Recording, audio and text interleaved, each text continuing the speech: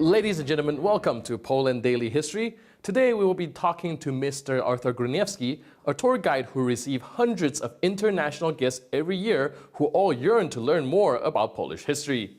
Together we will explore the locations he takes them on in Warsaw, Poland, and Central Eastern Europe. One of the very important places and very historical places for foreigners to visit is definitely the Warsaw Old Town. It has very interesting historical buildings and such, but if you can put it into context what those buildings are and what are the really nice places to see, that would be awesome. How much I like sightseeing Warsaw's Old Town. It's just a nice work, just nice job, because it's not very big, it's cozy, and it has a lot of interesting elements. So we start with the King on the Column, which was first European secular sculpture, provided in 1644, provided by Constantino Tencalla, modernized by Augustin Locci. So there is a King Sigismund who moved himself from Krakow to Warsaw, and that's why we consider him as the guy who moved the capital from Krakow to Warsaw. Hey, honey, where shall we meet on our evening Friday date? Well, let's meet next to the Column, so everyone knows about the Column. Yes, that's exactly the same thing happened to me when I first have to meet my producer. I was like, where are we going to meet? Well, you know, the King with the Column? Oh, right. Yeah, because that's a really significant monument in the city. And then there are two previous columns laying next to the castle, the original one from 1644, and then the second one that was exchanged by mentioned in previous episodes, Socrates Starenkiewicz. Oh, okay. So late 1800s, the column was changed into new one, so we have both of them.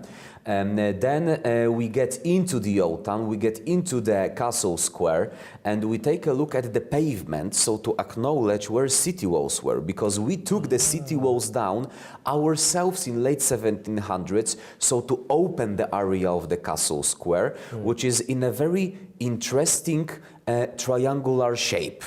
And then everything that's triangular, just like for instance Monastiraki Square in Athens, it just pulls you to the end, just as chimneys are in triangular shapes, so that the ash is the fire is pulled by the pressure. Then this is what happens to you in Warsaw's Old Town. So you walk into essentially like a funnel where people get funneled into a specific spot. Everyone goes into Świętojańska Street. So why Świętojańska? Because of Święty Jan Church. So the Saint John the Baptist Church, first constructed in 1370. If it wasn't destroyed during World War II, I would compare it to Notre Dame in Paris. But it was reconstructed in 1956, and its very interesting interiors tell not only about our philosophy, which is Christian Roman Catholic philosophy, but it also tells about our secular history. It tells the history about last dukes of Warsaw, who didn't want Warsaw to become a part of Poland. So after they died, Mazovian district became a part of Poland. And then there is an epitaph of Marshal Józef Piłsudski, father of Polish independence, 1918. And then Jan Ignacy Paderewski, Polish prime minister and one of fathers of Polish cultural independence. Then we have an amazing sculpture in a Roman style of how we adopted our constitution on 3rd of May 1791. And there is a Black Madonna painting.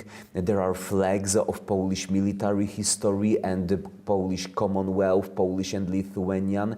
And there is this amazing cross over there, an original crucifix of Jesus Christ that was thrown away from a church in Nuremberg, and it during Protestant Revolution in Germany. And one of Polish extremely rich merchants, Mr. Baryczko, when he was traveling in Nuremberg, he took it. He just took it from the pavement, and he brought it to the church. And then during World War II, Polish soldiers were carrying the crucifix on their back out of a church in a moment when it was collapsing. So the crucifix that was saved twice in an amazing way is right over there in its original shape. Warsaw's Old Town saw some of the heaviest fighting in the city during the 1944 Warsaw Uprising and was systematically laid to ruins by the Germans after the fall of the uprising. Reconstruction started swiftly after the war, and it is now a UNESCO World Heritage Site.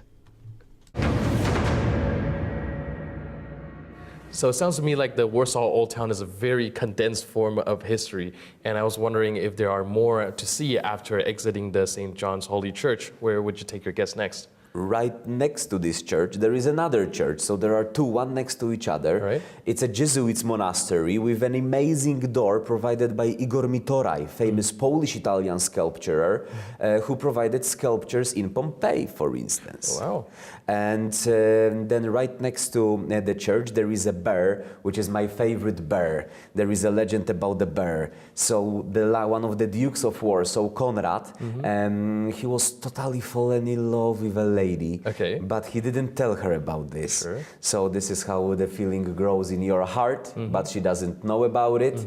And then you start becoming grumpy, and all these emotions inside yourself are about to erupt, but she doesn't even know. Right. So finally, one of his friends convinced him to tell her about his feelings. So this is when he was proudly walking Świętojańska street to tell her about his feelings. And this is when I look somewhere. Sure. All my guests confused, they look the same way. And then I say, and this is when he saw her walking out from the church just married. Oof. And this is how they react. Yeah. Awesome. And this is when he stiffed stone and changed into this bear. All right. And so that's the sculpture of the And bear. then I pet the bear and I go. Poor little fella. yes, that's my favorite bear. And it's original.